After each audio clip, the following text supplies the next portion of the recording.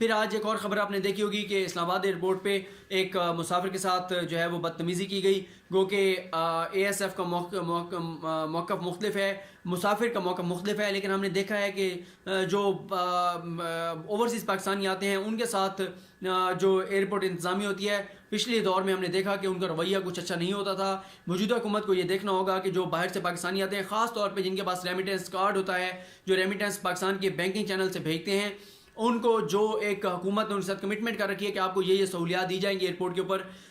رؤف جمال صاحب نے مجھے پہلے اس حوالے سے بتایا تھا، جس پہ میں نے ویڈیو میں بھی بتایا تھا، خاص طور پہ ملتان ایئرپورٹ پہ تو یہ بہت زیادہ مسئلہ ہے کہ ریمیٹنس کارڈ جنہیں اوورسیز پاکستانیوں کے پاس ہوتا ہے ان کو بھی جو سہولیات ملنی چاہیے وہ نہیں دی جاتی۔ تو یہ معاملہ جو ہے حکومت کو دیکھنا چاہیے،